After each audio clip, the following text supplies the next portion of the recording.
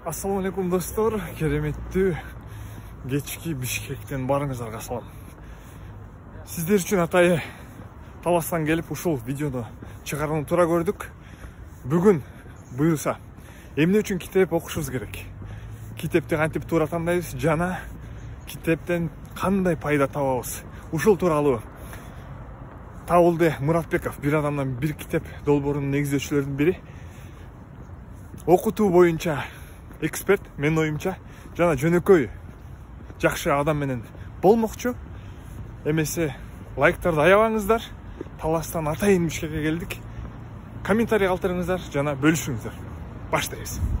Анан эми буюрса мынакей Тауке бизге конокко келди. Тауке, ассалам алейкум. Алейкум ассалам. Жүз көрүшүп турган аябай кубанычтамын. Мен да кубанычтамын да. Буюрса биздин катталуучуларга пайдалуу, жакшы бир маалымат жана тажрыйба менен бөлүшөбүз деген ойдомун. Биз дагы буюрса досум. Кудай буюрса. Эми Тауке, дегенде өзүңдөн баштайлы. Кайдан болосуң?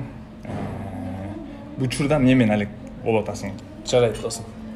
Кандай кылайын? Камераны карап сүйлөйбү же сага карап сүйлөйбү? При желании чогуу эле.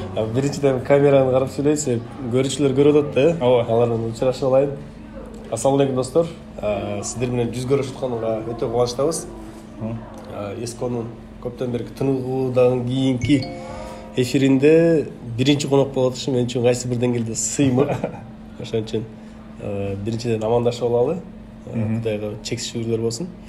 Анан айткандай эле өзүм жөнүндө тааныштырсам, айтып өткөндөй атым Табылды, фамилия Муратбеков, атамдын аты Муратбек, тактап айтканда.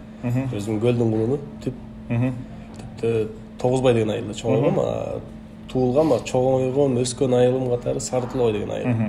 Кыргызстандын эң четки айылдардын бири, Казакстан менен чектеш. Баягы айтылуу Манас атабыздын чоң бир окуяларына түрткү болгон Көкөтайдын ашып өткөн жерде, Каркара жайлоосунда чоңойдук ошол жерде. Ошол азыркы учурда болсо мамлекеттик кызмат жогорку кеңеште Нуржигит Кадырбековдун консультант жардамчысы катары иштеп аткан учурубуз. Негизги иштен сырткары коомдук иштер менен бир канча долбоорлорубуз бар. Сен билген бир адамдан бир китеп долбоору, прогресс деген уюм жетектеп атабыз. Ошону окуганда бир канча региондордо дагы ушу уюмубуз жайылып аткан учуру. Негизги кыскача ушул. Анан калган этап менен алып кетсек болот. Бир адамдан бир китеп боюнча да бир аз маалымат менен бөлүшө кетели. Сон, албетте. Жараткан ар бир адамдын тагдырына бир өзгөчө бир учурларды берет экен. Аны биз ар кандай баягы ийгилик деп коебуз, оомат деп коебуз. Жакшы бир олжого жеткен бир учур болот экен. Ошол сыяктуу эле коомго, мамлекетке да бир ошондой бир жакшылыктарды берет экен да. Кыргыз азыркы коомубузга келген бир чоң жакшы иштердин бири катары мен ушул эсети айтып жүрөм көп жерде. Бир адамдан бир китеп долбоору болду деп. Себеби бул иш кайсы бир мамлекеттин грант эмес. Тактап айтканда Кытайдан же болбосо Америкадан келген грант акча эмес, же болбосо Россиядан келген каражат эмес дегендей, же мамлекеттик бюджеттен бөлгөн иштердин аркасында болгон жок. Бул чындап кыргыз жарандарынын, кыргыз жаштарынын аркасы менен коом үчүн, мамлекет үчүн өзгөчө бир салым болгон долбоор болду да азыркы учурда. Тактап айтканда ошо бир адамдан бир китеп деген идеянын аркасында бир айылда мисалы 1000 түтүн болсо, 1000 китеп чогула турган болсо, айылдык китепкана жаңыланып калат экен деген жөнөкөй бир идея менен башталган иш да. Бүгүнкү күндө бир 300дөн ашык жерде китепкана жаңыланды. Аларды бир санай келе турган болсо, бир 40 миллион сомдук инвестиция болуптур да. Бул илимге, билимге, айылга, жаштарга 40 миллион, 40 миллион бул ошол жаштардын, айыл элинин, айылдан чыккан баягы демөөрчүлөрдүн колдоосу менен болуп келаткан иш. Жашоодогу уран кандай? Эмне уран дегендей. Эмне уран? Талашат түшүндүм аслында. Бул баягы өзүңө баягы дем берген сөз деген анды да, уран. Мото деп жүрөм. Мото, уран. Мен мектепте жүргөндө бир жакшы бир макала бар. Ошону көрүп колдончу элем, мага таасир этип калыптыр эле. Бир канча дейм, ошо бир экөөнү окуп берем азыр. Биринчиси өзүң сак бол, башканы ууру тутпа деген жакшы сөз бар. Бул нерсе, бул жеке өзүмө да тиешелүү, мамлекеттик деңгээлде да карай турган болсок болот да. Себеби мындай көпчүлүк учурда биз жоопкерчиликти өзүбүздөн алабыз да, ата энебизге таштап коебуз, мектепке таштап коебуз мисалы. Ата энем мага шарт түзүп бербеди. мен мыкты мектепте окуган жокмун же болбосо бир күчтүү курстарга барган жокмун деген сыяктуу мындай жоопкерчиликтен качып коебуз да, же болбосо менин мектебим мындай слабый, мугалимдер аз күчтүү эмес, мындай шарттар жок деген сыяктуу жоопкерчиликтен качып коебуз. Же болбосо Кыргызстан аз өлкө, кедей өлкөдөбүз да, анан өзүбүз мээнет кылбай коебуз да. Ошон үчүн өзүң сак бол, башканы ортутпа деген да ушул нерседе да. Биз биринчи кезекте өзүбүз жоопкерчиликти алалы, анан башкаларды күнөөлөбөйлү деген нерседе жатат да. Анан агартуу тармагында, агартуу багытында иш алып атасыңар. Ушул баягы семинар, ушул баягы презентация, спикерлик, мисалы, ошолго энергия, эргүүнү каяктан аласыңар? Ушундай болуп калат экен, ар бир адам жашоодо өзүнүн бир хоббисин деп коебуз го. Мындай тил менен айтып атам, ошондой бир табыш керек экен. Анан ошол хоббиси, тапкан хоббиси ал өзүнчө энергия болуп берет экен да. Муну баягы семинар, тренингдер алып жүргөндөр айтышат го, баягы сен өзүңдүн предназначениеңди таап, жашоодо жаралган бир мындай миссияңды таап деген сыяктуучу. Анын сыңарындай эле Кудай таалам балким ушул иште бизге мындай жоопкерчилик, вазипа кылып берген окшойт да. Ушул иштерден мындай кылуу менен рахат алам биринчи кезден. Негизгиси бул көп эле айтам, кылып аткан нерселер бирөөнөн каражат күтүп, же болбосо мактоо күтүп, же бир кызмат күтүү үчүн, же бир жасалып аткан аракеттер эмес. Бул биринчи кезекте өзүнүн келечегибизге болгон кам көрүү. Кыргызстандын келечегине болуп аткан кам көрүү. Себеби чындап келечекте билимдүү жаштар келип Кыргызстанда оңосун десек, анда азыртып адам мээнет кылышыбыз керек да. Алардын чыгышына, калыптанышына иштеш керек кадим. Ошол да негизги миссия. Анан ошол айткандай эле бул жүрөктөгү болгон иш болгондуктан, вазипа катары кабыл алгандыктан кылган сайын кылышым керек деген нерсе күчөйө берет. Анан албетте элдин батасы чоң дем күч берет. Анан акырындык менен натыйжалар көзгө көрүнө баштаганда, ошол мектептен чыккан окуучулар ийгиликке жетип, жакшы окуп, кайсы бир жерден стипендия алып атса, же болбосо жакшы бир адептүү, ыймандуу болуп өсүп келатканын көрсө, ошол өзү кылып аткан ишим жакшы экен, дагы кылышым керек экен деген бир түрткү болот. Болсо бүгүнкү күндө өзүңөрдү кайсы позицияда көрөсүңөр? Саясатчыбы, же мугалимби, же коучбу? Коуч дегеним насаатчыбы? Силер ушул кайсысына киресиңер? Мен кыска убакыт аралыгында Кудайга шүгүр бир канча мамлекетте болдум. Анын ичинде ошо Кытайда билим алып келдим, Америкада иштеп келдим дегендей. Анан ошол мамлекеттерде деле мүмкүнчүлүктөр болгон, калып калууга, окууну улантканга, же болбосо иштеп кеткенге дегенчи. Анан бирок алардан баш тарткам. Өзүмдүн бир көздөгөн максатым бар эле. Бала кездеги ал кыялым мамлекеттик бир кызматта иштеп, ошону менен бирге бир реформа жасап, коомго, мамлекеттин өнүгүшүнө бир салым кошсок деген бир. Анан бүгүнкү күндө деле бараткан жолубуз ошол жолдо деп билем. Азыр мисалы жогорку кеңеште иш алып баратканыбыз кайсы биринде тажрыйба, кайсы бир деңгээлде бул ошо өз миссиябызга бараткан жол да. Кудайым буйрса. Анан сен айткандай эле келечекте өзүмдү ушул тармакта эле көрөм негизгиси. Саясатпы? Мамлекеттик саясий тармакта. Анан саясат десе көпчүлүк учурда биздегилер баягы туура эмес кабыл алып калганбыз. Ага түрткү болгон факторлор бар негизгиси. Белгилүү бир саясий ишмерлердин туура эмес аракеттеринин аркасында туура эмес түшүнүктөр алып калган. Мен ошолорду өзгөрткөндөрдүн катарында болсок дейм. Мындай мамлекеттик кызматты дагы саясий кызматта таза ак алып, коомго салым кошуп, ошол эле учурда коомдук агартуу иш менен бирге алектенип. Ошо айткандай эле ошо коомдук иштерибизди дагы буюрса алып улантып кете бериш керек. Буну эл менен жаштар менен иштешүү мен ниет кылам буюрса. Бул азыркы жаш кезибиздеги энергиябыз ташып тургандагы убакыттагы иштер эмес. Кийин орто куракка жеткенде, жашыбыз өтүп калганда дагы ылайым эл менен, жаштар менен байланыштуу болуп, аларга жол көргөзүп, алар менен байланышып, алар менен энергия алып, идея алып, мындай дайым байланышта болом деп. Жакшы чөйрөнү кантип тандадыңар? Же болбосо чөйрөнү кантип туура тандайбыз? Чөйрө бул өтө чоң фактор. Адамды өзгөртүп калыптандыра турганчы. Ошон үчүн бул биякта көрөрмандарыбызга да кайрылам. Карындаш индериме да көп айтам баягы. Эгерде ийгиликке жетем десең, жакшы бир адам катары калыптанам десең, биринчи кезекте чөйрөнү тандаш керек депчи. Ошон үчүн бул чөйрө өтө маанилүү роль ойнойт. Анан эң эле биринчи кезекте ушуну эске алыш керек, жараткан менен байланышта болуш керек. Чөйрөң жараткан менен башталыш керек. Жүрөгүң менен жараткан менен байланыра турган болсоң, Кудай таалам өзү коргойт. жамандан коргойт, жакшыга алып барат, мындай бийик нерселерге жетелейт да. Анан ошого жараша, ошого тилеги, ниети бийик адамдар менен да дос болосуң. Элементарды могу идиштеги кофени алып туруп деле азыр муздаткычка сала турган болсок, бул тоңуп калат экен да. Ушул кофенин тоңгун абалда алып барып туруп эле ортко койгон турган болсок, газга койсок мисалы. Ал эрип турган бир кезде кайнай баштайт экен да. Ошол сыңар эле чөйрө адамды ошондой өзгөртүп коет экен. Жакшы чөйрөгө алып барсаң, жакшы жагын өзгөрөсүң, жаман чөйрөгө барсаң, жаман чөйрөгө өзгөрөсүң. Бир мындай сөз бар го, 5 миллионер досуң болсо, 6 миллионер сен болосуң дегенчи. Анысында 5 блогер досуң болсо, 6 блогер сен болосуң дегендей. Мен дагы сен окшоп досум, блогерлер досторум көбөйтө турган болсо, мен да блогер боло баштайм досу. Турганбай окшопчу, сөйдөн үйрөнүп дегендей. Анысында чөйрөнү кадимгидей тандаш керек. Эгерде тегеректе мисалы мындай адеп аклагынан, кылык жоругунан туура эмес досторуң болсо, алардан качыш керек. Кыркыш керек деген сөз бар го. Ошондой эле кылыш керек. Анан жакшы адамдар, жакшы эмелерди билген болсоң, аларга кадимгидей жакындап, дос бололу деп кызматын кылып аракет кылса, менимче ошолордун сапаты жугат.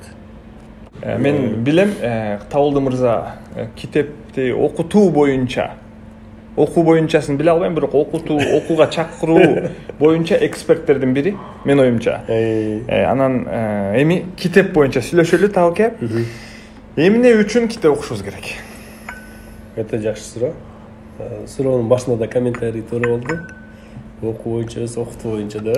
Анысында көпчүлүк долбоорлор ушул тармакта болуп атат бизге. Бир адамдан бир китеп, прогресстеги интеллектуалдык оюндар, башка-башканын көпчүлүгү. Анан эмне үчүн китеп окушубуз керек деген суроого мындай жооп берем. Биринчи кезекте өзүн өзү тааныш үчүн адам. Ким экенин билгиси келсе өзүнүн табиятынан окуш керек да. Ички психологиялык, физикалык, бардык жагын өзүн тааныса, ошо китеп окуган сайын адам өзүн ачат. Анан адам өзүн ачкандан кийин анан баягы башкаларга таасир эте баштайт да.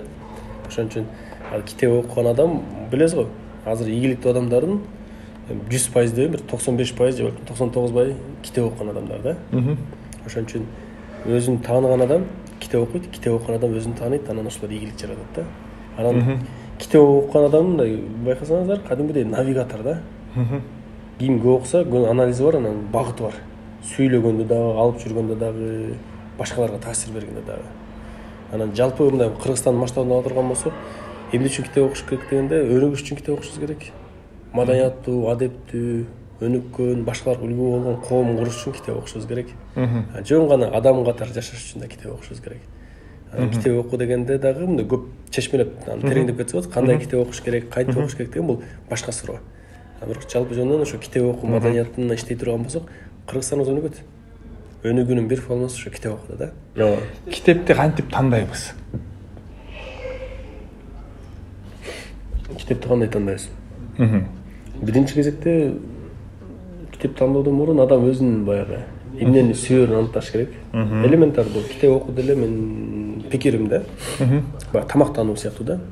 Кээ бирөөгө манты жагат, кээ бирөөгө суюк жагат, кээ бирөөгө баягы башка мындай коюу тамактар жагат дегендей. Кээ бирөөлөр Европа тамагын жакшы көрүп, кээ бирөөлөр улуттук тамак жакшы көрүшөт да. Ошол сыяктуу эле адамдардын да табиити бар. Ошого жараша иштеген тармагы бар. Анан китеп тандап атканда дагы ошого жараша тандаш керек. Мисалы, Маргулан Сейсенбайдын методикасы бар. Ал китептерди 3кө бөлүп койгон: классикалык адабияттар, бизнес, анан жашоодо керек болот очу деп туруп. Анан 3 тармакта окуйт да. Ал аныкын түшүнсө болот. Мисалы, Маргулан Сейсенбай бизнесте жүргөн агартуу, коомдук ишмер катары ошол багыттарды окуйт. Эгерде медицина тармагында билим аткан болсо, ошол тармактагы китептер окуса жакшы. Себеби адамдын адеп аклагын, көз карашын дагы китеп окуу аябай эле өзгөртөт. Китеп окууга жараша дагы, мисалы, элементар бай диний көз караш менен карай турган болсок, акыйдадан чыгып кетсе болот. Саштар. Эми атеисттик китептер бар, башка китептер да бар да. Ошол жерде иманын бекемдесе да болот. Туура. Ошон үчүн ким кайсы тармакта жүрө турган болсо, ошого жараша китептерин туура тандап алыш маанилүү. Анан эң эле болду дегенде, китеп окубай жүрүп туруп эле анан баягы «Война и мир» же Лев Толстойдун баягы томдуктарын алып башташ оору келип калат. Элементарды Төлөгөн Касымбековдун Сынган кылычын көп окубай жүрүп, китеп окубай жүрүп, бир окугандар түшүнбөй калып, анан китеп окуу ушундай турбайбы деп таштап койгон. Меники эместир деп, Меники эместир деп коет. Ошон үчүн окубай жүрүп бир окуп баштагандарда дагы мындай чакандыраак эмеден башташ керек. Тамактанганда деле ошондой го. Биринчи суюк тамак, экинчи мындай оорураак күчтүүрөөк тамак келет, анан аягында десерт менен өтөсүң го. Ошол сыяктуу эле биринчи жеңилирээк китептерден баштап туруп татаалдаштырган. Ашык кылып, Ашык кылып. Даярдап. 3 китеп сунуштайлы. 3 китеп, Тауке сунуштаган 3 китеп. Өтө катуу болду. Баштагандарга мен мисалы эң биринчи таасир мектепте жүргөндө таасир берген чыгарма бул Чыңгыз Айтматов атабыздын, Залкарыбыздын Жамиле чыгармасы болгон. Өзү чакан бир 80 канча беттен турган эле китеп. Мен окуп атканда ошо китеп 1,5 тарабы орусча, жарым тарабы кыргызча болчу да. Анан китепканадан алып окуп келип, анан сабактан окуп, тынык учурунда да окуп, аябай кирип алып мындай Жамиланын образына кирип, баягы эмес мындай китептин рахатын ушунда сезгем да. Образына кирип, китеп дүйнөсү ушундай болот турбайбы деп. Ошол сыңар эле биринчи окуп атканда мындай китеп дүйнөсүнө кирем десе бир кызыктуу китептен башташ керек. Эгерде ошо менимче ошо Жамиля жеңилирээк китеп, сунуштай турчу китептерден эң биринчи мен муну айтат элем, Мамбетжан Ибраевдин эмне үчүн китеп окушубуз керек деген китеби. Акыркы 4 жыл болуп калды го чыккан китебине. Ошондо китептин пайдаларынан баштап кантип окуш керек, кантип тандаш керек, кайсы китеп, кандай китеп түрлөрү, китепканалар бүт бар боюнча ошондой чакан китепте көп маалымат берип койгон да. Мамбетжан Ибраев эмне үчүн китеп окушубуз керек. Бул биринчи башталгычтарга дейли. Так. Андан кийин ошо башталгычтарды эле улап коем, мисалы. Ошол эле жана Григорий Петровдун Бир өлкөнүн өнүгүү тарыхы, Бир өлкөнүн өнүгүү сырлары деп эки басмаканы эки аталыш менен чыгарды. Ошол китепти окуп коюш жакшы сунуш болот деп ойлойм. Так, бул башталгычтарга да коелу. Анан акыркы өзүм окуп аткан азыр Гапыр Мадановдун китебин окуп атам. Дасторкон четиндеги университет деген. Бул азыр экөөбүз баарлашып атпайбызбы? Бул да университет экен да. Экөөбүз тамак үстүндө отуруп алып эле, мисалы чай үстүндө отуруп алып эле жакшы нерселер сүйлөшүп атабыз. Бул өзүнчө чоң мектеп, университет болуп калат экен да. Гапыр агайдын ошол китебинде дагы ошол дасторкон үстүндө эмнелер сүйлөнүш керек тууралуу сонун маалыматтар берилиптир да. Тема коюп коюптур, мисалы билим жөнүндө сүйлөшүү, тарбия жөнүндө сүйлөшүү, мекенди сүйүү жөнүндө сүйлөшүү, ата эне менен мамиле кандай болуш керек, ошол боюнча конокко барганда кандай мамиле болуш керек, бүт бар мындай. Биз көбүнчө дасторкон үстүндө эмне сүйлөшүп атабыз азыр? Саясатка кирип кетебиз, футбол сүйлөшөт, кээ бирлер мисалы, кээ бирлер башка бирөөлөрдүн акысына киришет, ой бул жылдыз мындай болуптур мындай депчи. Эң жакшы университет, жакшы бир мындай чакырып кала турган жер ушу дасторкон экен да. Дасторкон үстүндө жакшы нерселер керек. Ошол Гапыр агайдын китебинде да ушундай берилген. Анан эгер оорураак китептерден айтылган болсок, бул сың алыш сөзсүз түрдө окулуш керек болгон китептердин бири. Себеби мен мектепте окуп жүрүш 10-классында окугам, сың алышта. Окуп алып мекенге болгон сүйүүм, кыргыз тарыхына болгон сүйүүм, анан мен кыргызмын деген сезим ошол китеп аркылуу келген. Абылды мырза менен аябай жакшы маек болду. Чындыгында баягы китеп окуган кишинин деңгээлин азыр көрүп турабыз. Сүйлөгөн сайын улам кененирээк, тереңирээк болуп баратат. А биздин убактыбыз чектелүү. Ошол себептен кийинки чыгарылышты Кудай буйруса бир 2 жылдан кийин кылсак деген ойдомун. Ал мезгилде уже Тауке дагы башка бир деңгээлде болот. Анан бул күн биз үчүн тарых. Кудай буйруса 5 жылдан кийин тилектер орундалгандан кийин ушул видеону эстеп сиздер менен чогуу кубанабыз. Тауке, сизге эркин микрофон, жаштарга болгон жакшы кеңеш. Сиз менен дагы мен суроолорум жада калса менин да суроолорум бүтпөй калды, бирок бүтүрүшүбүз керек. Эркин микрофон сизде. Эске досум, биринчиден сага рахмат. Башта айткандай эле көптөн берки тынуудан кийинки биринчи эфириң коногу мен болуп аткан мен үчүн дагы сыймык болду дагы деп айтам. Анан бүгүнкү бери өзүнчө бир тарых болуп калат деп үмүт кылам. Кийин 5 жылдан кийин жана айткандай эле 5 жылдан кийин же 10 жыл өтөбү, дагы андан көп жылдар өтөбү айтор. Артты карап алып, атайын ушу Таластан келгенде эфир тарталы деп, атайын место издеп жүрүп, анан ушул жерге келип тарткыле деп эстеп коебуз, Буюрса. Ооба. Анан жалпы көрүүчүлөргө биз дагы бир айтам, өтө бактылуубуз. Ар бирибиз. Билем, кимдин шарты жашоосу кандай болду билбейм, бирок бир нерсе менен бактылуубуз. Себеби Кудайга шүгүр азыр экенибиз бар, экенибизде тынчтык бар, өзүбүздүн туубуз бар, өзүбүздүн мамлекетибиз бар. ошого жараша окуганга, иштегенге, умтулганга, дүйнөгө чыкканга бардык мүмкүнчүлүктөр бар. Кудай таалам ошол мүмкүнчүлүктөрдү ар бирибизге колдонгонго, туура колдонуп калганга мүмкүнчүлүк берсин деп тилек кылам. Убакыт ушундай нерсе экен, сен аны колдоносуң же колдонбосоң убакыт кете берет. Кайра кайтып келбейт экен да. Ошон үчүн жалпы көрүп аткан көрөрмандарга, карындаш инилериме кайрылам. Убакытты туура колдонуп калыш керек. Мүмкүнчүлүктү туура колдонуп калалы. Азыр кыш шартта билим аласыңбы, бизнес кыласыңбы, башка иш кыласыңбы айтыр. Кандай ишиңиз болуп мээнет кыла турган болсоң, үзүрүн көрөсүң. Буюрса, Кыргызстан буюрса биз мээнет баштадык. 5-10 жыл, 20 жыл үзүрүн көрөбүз. Ал үзүр буюрса өнүккөн мамлекетте бизде жашайбыз. Кудай буйруса. Буюрса. Тамам. Барыңыздарга ийгилик. Көрүшкөнчө.